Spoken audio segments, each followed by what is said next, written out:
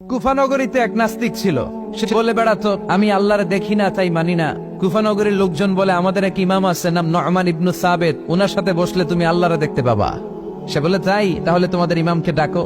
সাইয়েদনা ইমাম আবু হানিফা টাইম দিলেন, এই জুমার দিন, আজকে জুমার দিন না, এই জুমার নামাজের পরে ঠিক ভর দুপুরে 2টায় সবাই আমরা একত্রিত হব। নাস্তিকও আসবে, সাইয়েদনা ইমাম আবু হানিফাও আসবে। জুমার সালাতের পরে লোকের বন্যা বয়ে গেল, বাঁধ ভাঙা জোয়ার, অনেক মানুষ। নাস্তিক এসেছে, লক্ষ লক্ষ লোক এসেছে, আসে নাই ইমাম আবু হানিফা। আসে না আধা ঘন্টা, 1 ঘন্টা, 2 ঘন্টা পরে আসছে। নাস্তিক বলে, এই তোমাদের ইমাম যার কোনো সময়ের জ্ঞানই নাই, এর সাথে কিসের তর্ক? সাইয়েদনা ইমাম আবু হানিফা বলে, ইনদি উযর, আমার ওজর আছে। কি ওজর? সাইয়েদনা ইমাম আবু হানিফা বলেন, আমি ঘর থেকে বের হয়ে আসার পথে একটা নদী পার হয়ে আসতে হয়। আজকে এসে দেখি নদীর মধ্যে কোনো মানুষ টানুষ নাই, নৌকা নাই, মাঝি নাই, কিচ্ছু নাই। তো হঠাৎ দেখলাম পাশে বিশাল বড় একটা গাছ। এই গাছটা এমনি এমনি 2 ভাগ হয়ে গেল। হঠাৎ গাছ থেকে এমনি এমনি লম্বা তক্তা হয়ে গেল, এমনি এমনি তক্তাগুলো জোড়া লেগে নৌকা হয়ে গেল।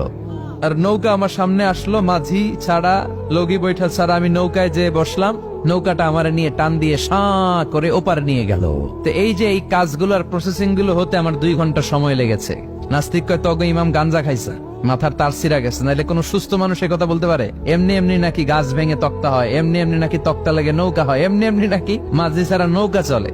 সাইয়েদনা ইমাম আবু হানিফা বললেন, এই তো আপনি লাইনে চলে আসছেন, আপনারে বুঝানো এখন আমার খুব সহজ হবে। এমনি এমনি গাছ কাটে না করাত ছাড়া, এমনি এমনি তক্তা জোড়া লাগে না, নৌকা হয় না মিস্ত্রি ছাড়া, এমনি এমনি নৌকা চড়ে না মাঝি ছাড়া। তাহলে এত বিশাল বড় আকাশটা কেমন করে এমনি এমনি হলো? জমিনটা কেমন করে এমনি এমনি হলো? সাগর, মহাসাগর, পাহাড়, মরুভূমি কেমন করে এমনি এমনি হলো? এগুলোর একজন স্রষ্টা আছে না নাই? নাস্তিক কয়, তাই তো, আসলেই তো আমি হাদারাম, আসলেই তো আমি উল্লুক্কা পাঠা। এইভাবে তো আমি কখনো ভেবে দেখি নাই, এইভাবে তো কখনো চিন্তা করি নাই। ও ইমাম, তুমি আমার ঘুমন্ত বিবেককে জাগিয়ে দিয়েছো, তুমি আমার চোখের সামনের পর্দাটা উঠিয়ে দিয়েছো, তুমি আমার দৃষ্টিভঙ্গিকে পরিবর্তন করে দিয়েছো।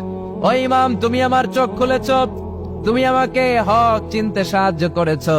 আর দেরি করতে চাই না, আমারে পড়িয়ে দাও লা ইলাহা ইল্লাল্লাহু মুহাম্মাদুর রাসূলুল্লাহ। কালিমা পড়ে মুসলমান হয়ে গেছে। আল্লাহু আকবার পড়েন।